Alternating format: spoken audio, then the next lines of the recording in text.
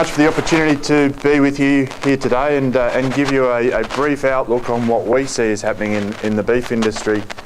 And I'm also going to touch on something that I've looked at more recently and written a paper for Rabobank on forward contracting, and I suppose looking at that question about marketing, which was alluded to there in terms of the ability to sell a story into the consumer and how beef's placed in that space and the ability we might have to try and leverage some of that.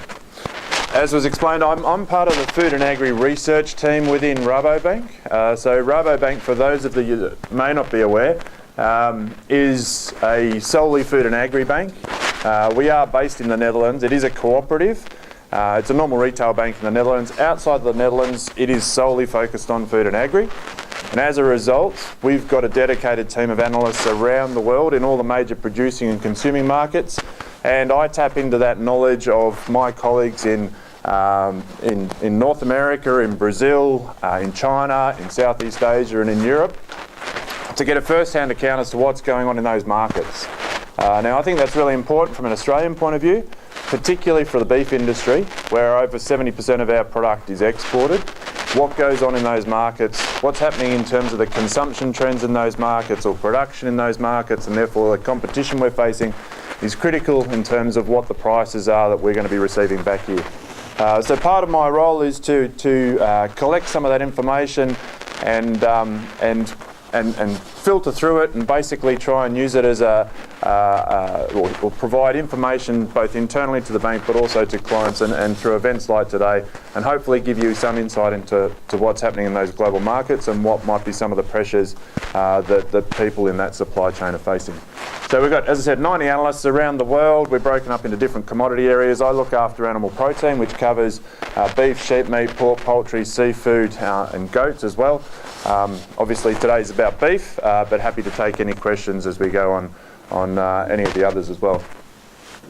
What I thought I'd do is start macro, start big picture at the global level, what's going on in global animal protein space, then filter through that as to some of the key disruptors or things that are happening this year that I think are impacting that space, then look a little bit more closely on what's going on in Australia at the moment, and basically piecing all those together provide a bit of an outlook on what we see is happening over the next 12 to 24 months in the Australian beef industry. And then, as I said, I'm going to talk a little bit about forward marketing arrangements or forward marketing agreements, something that I've done a bit of work on lately.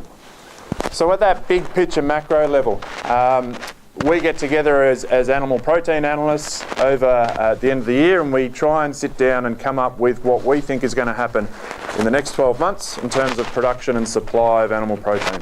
So what I've got up here is what we think was going to happen when we sat down at the end of last year. We think there was going to be a situation where we were going to see an increase in supply and the market was going to be driven by an expansion across all animal proteins. On the left-hand side, we've broken it up by regions. On the right-hand side, we've broken it up by proteins. So across all regions, but the main ones being China, North America, and South America.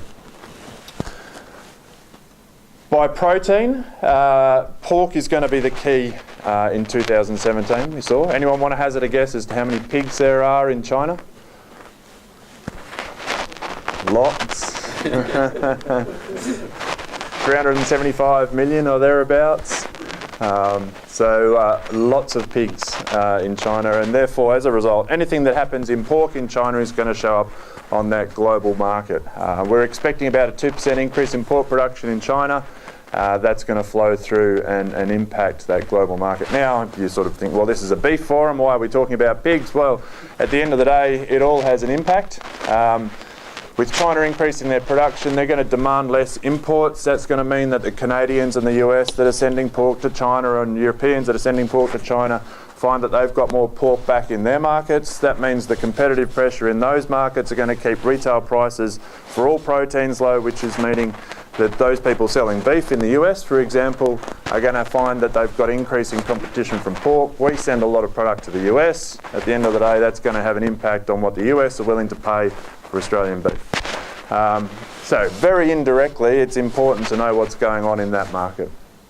So as I said, we're expecting about a 3 million tonne increase 2017, but there have been a number of things that have happened this year that are going to have an influence on that and what that outcome is at the end of the year. And I was just going to touch on 5 of them here. Some of them have hit the news very recently, some of them are starting to get a little bit old now, but all of them are very important and just gives you some idea of some of the complexities in the market at the moment. First of all, what's going on in India? And you're probably all aware that the federal government in India decided a couple of months ago that they wanted to ban the sale of cattle for slaughter. It's a political and a religious decision that they in accordance with the party lines, and the president, part of his election platform was to ban the slaughter. Recently, we've just heard the Supreme Court in India has upheld the High Court decision, which is saying that you can't actually implement that ban. So the government's got a 3-month period in which to go back to revise its policy. But it's important because India is the world's biggest exporter of bovine product. You wouldn't believe it, but and it's bovine, so a lot of it is buffalo. But if they're not the biggest, they're generally in the top 3. So for example, in 2016, according to USDA numbers, India exported 1.7 million tonnes of bovine product. Australia exported 1.4, 1.3. So they're a big player in that market. Now, I would argue that, you know, if India stops supplying beef to the world, it's not necessarily going to have a big impact on Australia directly. Indirectly, yes. But directly, I think it'll have a minimal impact. And I'd argue, well, Australian beef shouldn't be in the same market as Indian buffalo, and therefore a direct substitution is not necessarily going to occur. The Indian products, as I said, it's mainly buffalo, it's frozen form, it's cheap commodity red meat. A lot of it goes into those Southeast Asian nations. Vietnam's their biggest market, and a lot of the stuff that goes into Vietnam finds its way into China. I'd argue that maybe poultry and pork might be more direct beneficiaries if India was to stop the slaughter of buffalo, but generally the whole protein complex would lift because you can't take the biggest exporter in the world out of the market without there being some impact. But I'd argue probably not something we would necessarily directly see a huge improvement for the Australian product on. That being said though, it is a massive industry in India, and I don't think that they're going to actually have the complete ban of bovine product there. It's just too big a market for them to shut down. So, at the end of the day, it's probably a little bit of it's just going to play along in terms of what goes on in religious politics in India.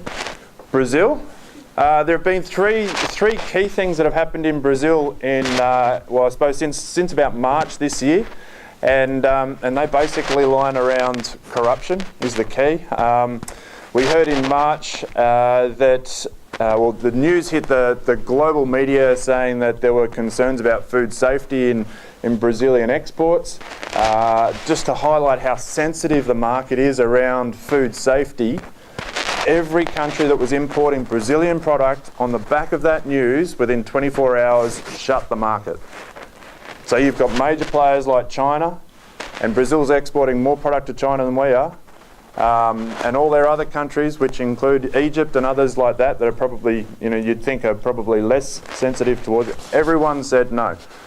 If you're saying there's anything wrong with the Brazilian system and there are questions about food safety, we are stopping our imports.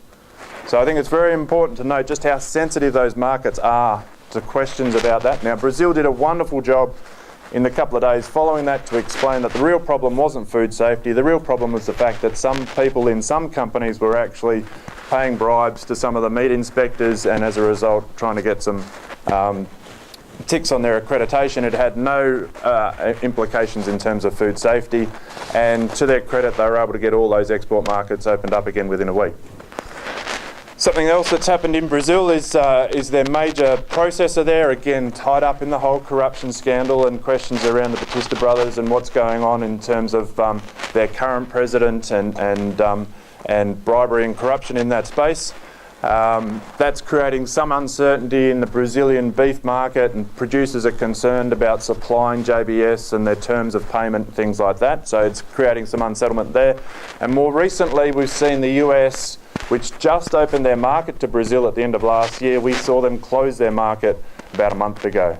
Again, it was around, not around food safety, but the US used the argument to say, well, the injection site where where the Brazilians inject the cattle for their FMD vaccination, wasn't being cleaned properly out of the meat, so it wasn't being cut out of the meat that was being sent, and they were finding evidence of the scarring in the tissue, and they used that as the excuse to say, we're not going to take it anymore. Now, that's not going to have a big impact on Brazil, but it's going to have a bigger impact.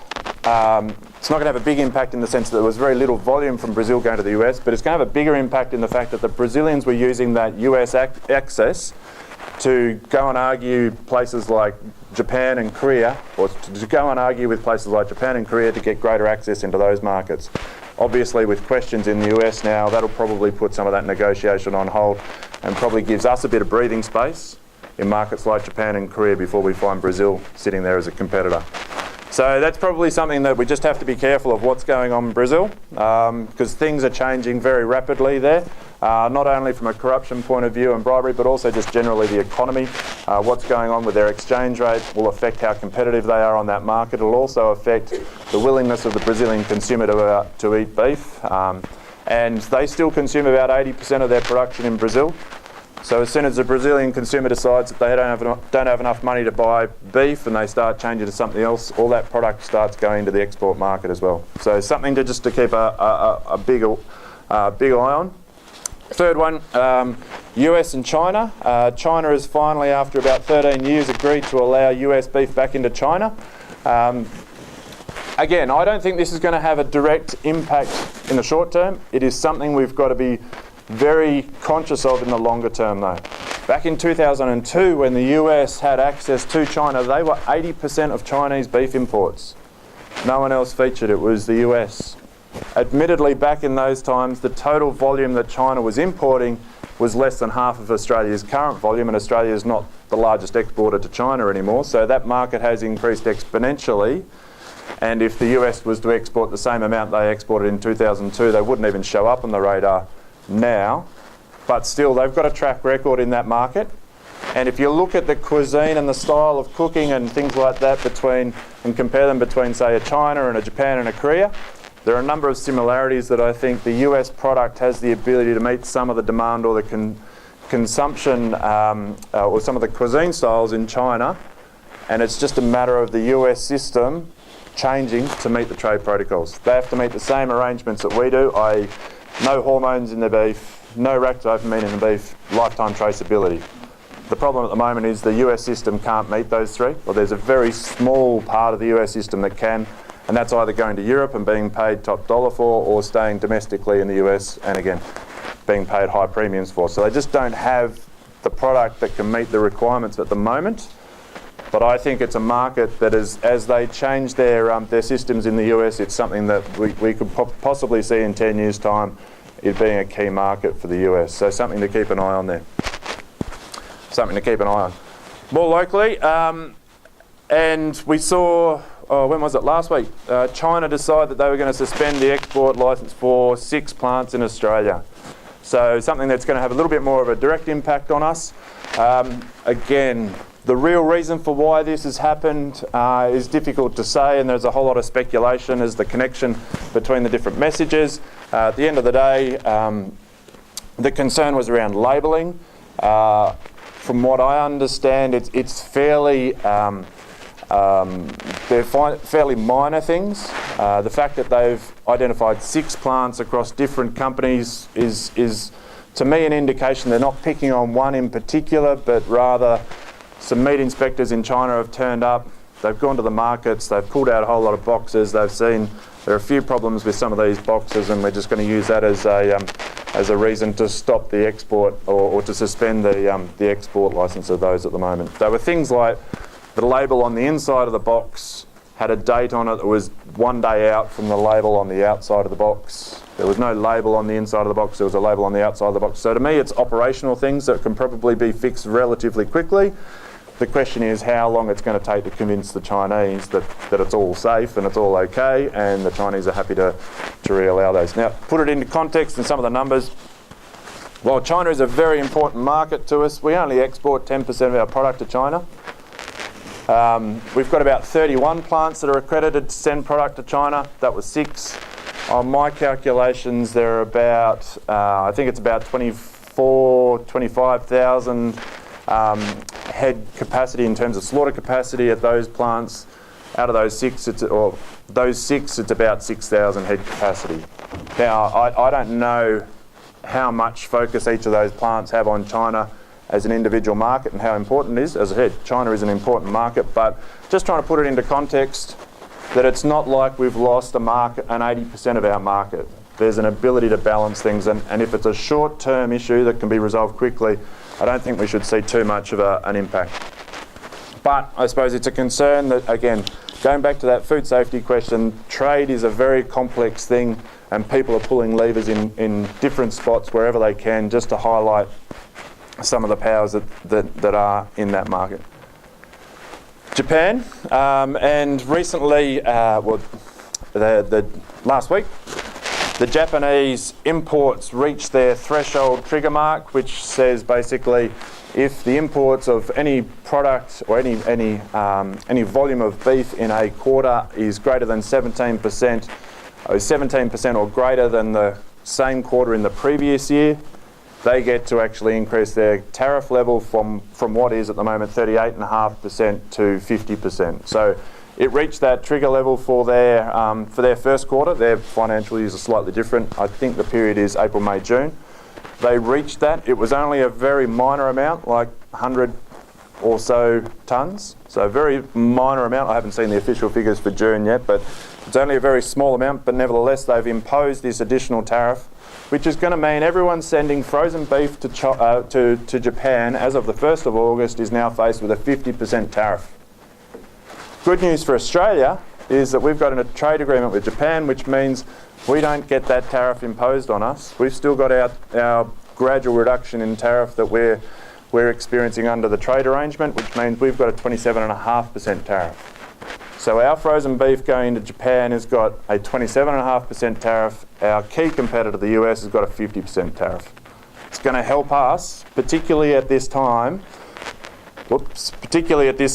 when we've got a large supply of cattle on the market and we've got a lot of cattle in feed. Sorry, I flicked over, so I'm moving on here. So I think it's going to provide a degree of respite. Now, I don't think we can abuse that situation, but it's just going to provide some comfort to those processors and exporters that are facing high cattle prices at the moment and they're facing intense competition in the US. It's just going to give us a bit of breathing space in that market. That tariff will be in place till March next year. So it'll allow us to start to ramp up our production and hopefully our prices will come back and will give us some breathing space. So what's happening domestically? As we all know, we went through a period of large liquidation of cattle through 14-15. Last year we saw the numbers drop back, so we went from a 10 million head slaughter volume down to just over 7 million. MLA's come out with their numbers recently and just lifted it slightly. They're thinking about a 7.25 million for this year. So we've gone through the peak. We're now going to come out the other end and our production's going to gradually increase. So we're on the rebuild. The other thing to look at is the percentage of female in that slaughter number. As you can see, when it was very dry and people were getting rid of a lot of cattle there, we're up around 50%. This is an annual figure. For the year to date in 2017, we're at 45%. Some states like Queensland are even lower than that. They're at 30-35% of their slaughter is female. One, there aren't any more in the system, so they're not going through the market. And two, with improved seasons, people are holding on to those females. So it's an indication that we're going through that rebuild phase. That means that not too far in the distant future, we're going to see volume start to increase, and that's going to have an impact on our supply, which is going to cause downward pressure on our prices here. The other key thing that I just wanted to point out, and this is something that I've, since the beginning of the year when the numbers came out of cattle on feed, is what's happening in our grain-fed system. Now, generally we're around the 30% of our slaughter is grain-fed. We actually ticked up over that and it got to, I think, 43% of our slaughter for quarter one was grain-fed product. So a lot more cattle proportionally going through that feedlot system. Trying to find out if there's an underlying structural change there or whether it's just an opportunity that people are taking advantage of. We've had low grain prices, which has made the cost of gain a lot better for the feed yards, definitely. And we've had good healthy markets with Japan and Korea, which has been a good thing. The other thing is, and interestingly, speaking to a number of the feedlotters, particularly in Queensland, they're sensing that there's a bit of a structural shift, and it's something that just worth keeping an eye on for the Queensland guys in particular, with the very dry conditions that they've got up there. They're seeing that it's much easier to grow cattle, turn them off quicker and lighter, send them into the feedlots rather than holding on to them for that extra season and trying to put the weight on them as big grass-fed bullocks. So the feedlots are actually saying that some of this is supply driven. They're seeing a lot more feeder cattle come into the system rather than the heavy grass-fed bullock going into the works. Whether or not an improvement in season will change that for the Queenslanders, or whether or not they've realised that it's just a more profitable operation for them to turn cattle off earlier. I'm interested to see where these numbers go, because you speak to a lot of the feedlots and they're all talking about expanding capacity.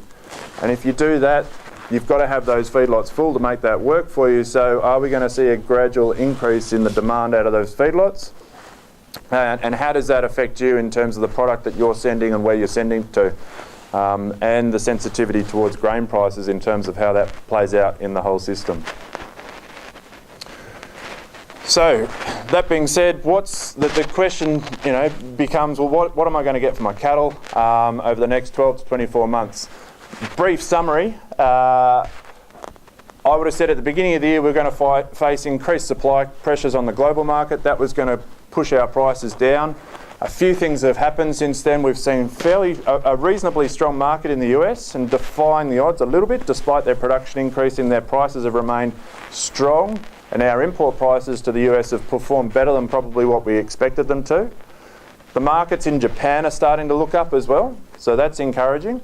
So we're getting some more positive information out of the global markets, but we're going to start going into this rebuild phase where we're going to start seeing volumes come back onto the market. And I still think the prices, although they're coming down at the moment, they still need to go down further. And they will go down further. We'll see increasing pressure for those prices to come back from where they were. Because you put us against US in that Japanese market, and for the last 12 months we've been neck and neck in terms of our competitiveness in that market. Prior to that, we did have a price competitive advantage over them. So there's going to be pressure from the processors and exporters to try and bring those prices down as they do. But I think maybe the question, and this is where I'll skip into the forward contracts thing. How much time have I got left? I don't know. You've got 10 minutes. 10 minutes, all right. The question probably not so much around what am I going to get for my cattle, but maybe what do I need to get for my cattle? And a bit of a change in mindset. This was something I started looking at the beginning of the year and asked myself the question, well, who's been on holiday lately? No one wants to volunteer. There's a couple. Good on you. Or those that are planning on going on holiday.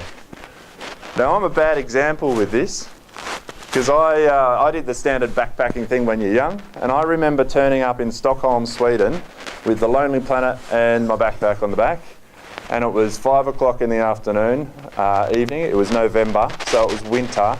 It was cold. It was dark by the time I got off the train, and I thought, oh yeah, I'll just rock up to the backpackers and get a spot to sleep. That's all right. I'm only one person. I can do that. Knocked on the door of the first one. No, sorry, we're full. Second one. No, we're full. By this stage, I've started walking around all of Stockholm to try and find a place where I can sleep. I eventually found one about 4 doors later, but by this stage it was sort of 9 o'clock at night and it was very cold. And I was thinking I don't have enough warm clothes in my backpack to make sleeping on the footpath comfortable or finding somewhere else to sleep. So the point was that I was not prepared and I was not planned. Now I've learnt my lesson, even though my wife would argue that our honeymoon was still done out of the Lonely Planet and booked on a day advance, so she didn't like that. But the question is, when you go on holiday, how much do you spend to go on holiday? How much do you receive when you put a load of cattle on a semi and send it into the yards or into the works? How much time do you spend organising and planning a holiday? 6 months in advance, maybe you've booked your flights if you're going overseas, maybe. Do you call the meatworks, the night before or the week before and say, hey, what price are you going to give me tomorrow or next week? And put that in perspective and say, well, why do we spend so much time doing that and not as much time trying to market something that's got a similar value?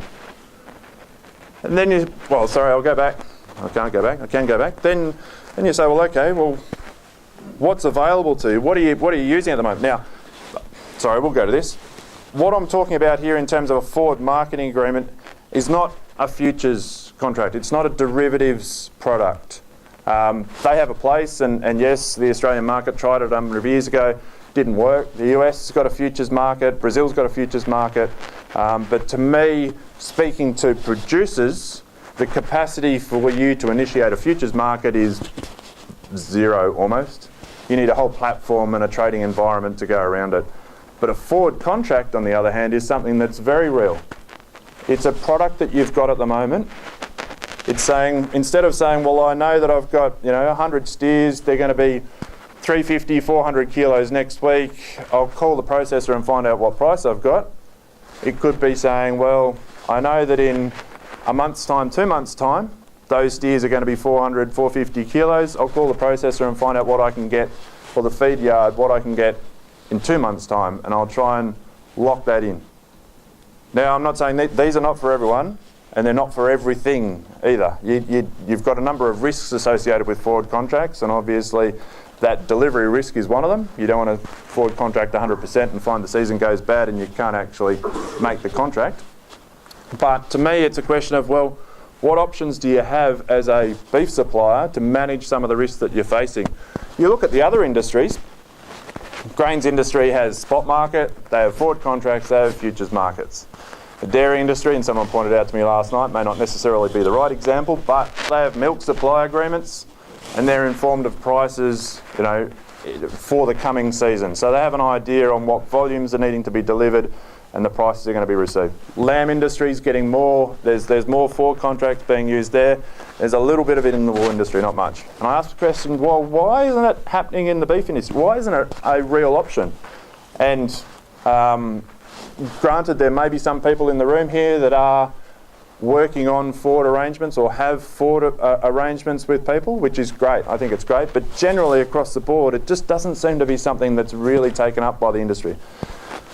Whether that's just a number of factors, it's been easy to sell to the local sale yards. You know who your buyer is for your feedlot or your processor. You just call them. It's easier.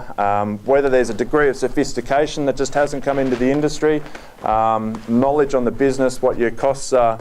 Going back to that question, not so much on what's the price going to be, but if I know what cost my product is what it's going to cost me to produce that product, and I know what margin I want to try and get, then doesn't that give you the price that helps you and your business be sustainable? Not necessarily the highest price on the day, but it gives you a price that helps you plan for things. Now, again, it's not a short-term thing, it's a longer term over a number of years that this needs to be worked in, because there'll be ups and downs, and forward marketing arrangements shouldn't be seen as something that takes the volatility out of the market. That needs to happen. There needs to be the supply and demand interaction to actually create those prices. But if you can get a better understanding and a better security on what those volumes and prices might be, it just helps plan the business a little bit. So I think there's probably three main reasons why it's something worth talking about at the moment. One is that increased price volatility. As I said, we can't use them to actually overcome the price volatility, but it allows us to plan it a little bit better. If we know that the prices are going to go down as we expect them to go down at the moment, then can we lock something in that gives us some security on part of the production that we've got, and then knowing that the seasons will change and that supply will tighten at some stage and prices will go back up, and we can again ride that wave. Improved specifications and feedback. Now there are a couple of speakers later on the agenda talking about scanning, DEXA technology, MSA grading, those sorts of things. We've got a greater ability to actually objectively measure our product now. So it's not just about selling a 350, 450 kilogram beast. It's about looking at, well, okay, what's my muscle score, what's my fat depth, what's my ossification, what's my pH levels, all those things. And with greater ability, more objectivity in collecting some of that information, we'll be able to actually tailor the product that we've got to be able to meet the market. So you're allowed to be a little bit more specific in your product, and that will help the buyers because they're not selling cattle, they're selling beef on a plate. So if you can actually match up what they're trying to sell with what you're trying to sell, it'll help that market. And the other one is about the development of specific products as well. So I mean, they're like the branding and the marketing that we're seeing. Organic beef, pasture-fed beef, hormone-free, whatever it might be. But all those require a supply chain.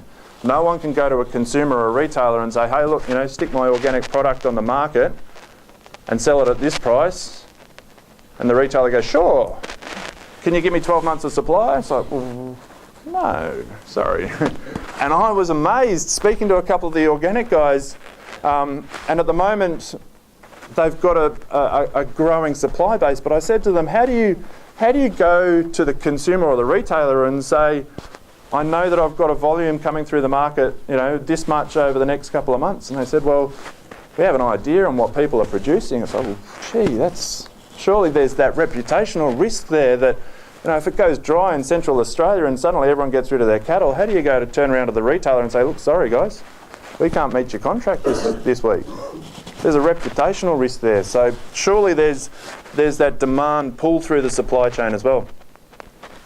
But as I said, it's not going to be easy, and it's not something that will change overnight. And really, at the end of the day, all I'm wanting to try and do is establish a discussion here. And for me, I think the biggest thing would be that people leave the room and say, oh, that's something worth thinking about. Maybe I could ask the feedlot. Maybe I could ask the processor. And just start that discussion. Because at the end of the day, it's not just the producer, it's everyone in the supply chain needs to work on this. And I'm hoping that maybe just by asking the question, starting the discussion, it'll get a little bit more common and people will start looking into how they can do it. So we need everyone in the supply chain to participate because you're sharing risk along that supply chain. At the end of the day, the feedlot's not going to do it unless they've got an offtake arrangement with a processor, and a processor's not going to do it unless they know they can sell that product into a retailer. So you've got to get everyone on board. And I'm blown away by the fact that one of the people I spoke to said, oh no, I can't get a forward arrangement with a retailer, big supermarket. They're not going to do that. It's like, well, I am sure that every retailer knows exactly how much beef they are selling each week for the next 6 to 12 months based on all the information they collect. They know, but it's a power game with information. So this is where I think, holistically, there's a bit of a win here for the industry, and it's something I'll come to at the very end. Maybe we need some industry standards. The grains industry have got Grain Traders Australia, they set up a basic contract. Maybe we need something like that provides some foundation so people know what terms there are. As I said, specifications of communication. We'll hear from people about scanning technology, feedback, those sorts of things coming back through the system so that the producer knows what they're producing and knows that they're meeting the requirements of that customer and they can tailor it and be more objective in what they're producing. And then finally, the big thing is a change in mindset. It's not about how I can get the best price on the day, but how over a 10-year period I can get more security in my business and create a sustainable margin that's going to allow me to invest in my business and also provide opportunities for others to invest in my business too. Surely it's an attractive proposition if someone's coming to you saying, well, I've got something that I'd like to invest in your business. Can you show me your projected cash flow over the next 5 to 10 years? You go, yeah, I can do that. I've got agreements with these people. We're going to set this up. We're going to have this much volume going through this chain and give us some security on that. So it provides other advantages too. But it's a change in mindset, and that's not something that will happen overnight. And at the end of the day, I think the industry, as a very, very broad generalisation, because I know there are exceptions and people are doing great things, but generally it is very much a trading environment where you need to try and get the best deal you can on that particular day. And it's going to require a big change in mindset to fix that. And as I said, more holistically, I think from an Australian point of view, Australia can't see itself as a world beef supplier into a China market anymore. We've got to identify a specific product in a specific market we can sell to. And as was pointed out, from at the beginning about supplying beef and the whole supply chain and the story that goes with it, I think we've got to start looking at that, because we can't turn up in China and expect to stand next to our Brazilian friends and say, hey, look, buy Australian. It's exactly the same as a Brazilian product, but it's $1.50 more.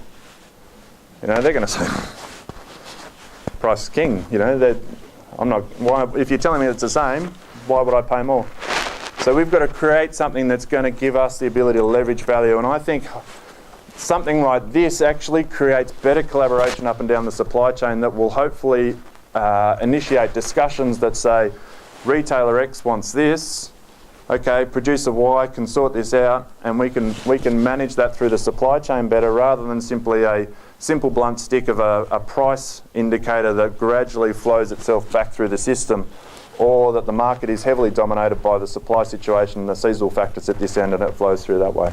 So I think, I would hope the Australian industry is actually quite mature in its ability to actually start looking at these concepts that might actually give us a trade advantage in the longer term, because we can only live on the clean and green image for so long, and we can't compete on a commodity space. So I think we've got to look for other ways of getting better leverage out of that market.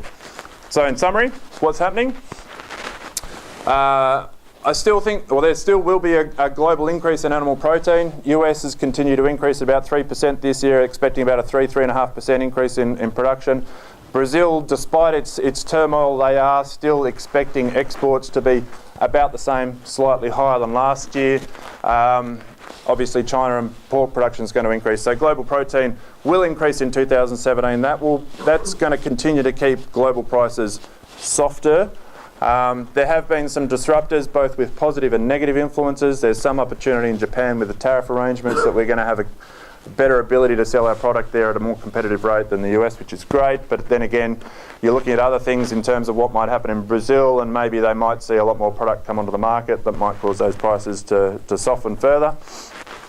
We're entering a rebuilding phase that will naturally lead to a gradual increase in production, which will in turn cause prices to ease as we progress forward. We're expecting cattle prices to ease further from where they are at the moment. On the numbers that I was looking at, from the peak of the season at the end of last year, I think that prices need to come off about 30% from those prices at the end of last year, just as a general indicator on where we think prices should go. And then finally, I think now's an opportunity. There are a number of things happening in the industry that it's worth having a conversation, or at least discussing the options in terms of some of those forward marketing arrangements, whether or not there's an ability to fit it into your business, whether it works in your business. As I said, it's not for everyone and it's not for everything. But to me, we've got to look at how the Australian beef industry can start to try and capitalise on new ways of doing things that's going to provide us an advantage to compete with our major global players in the next 5 to 10 years.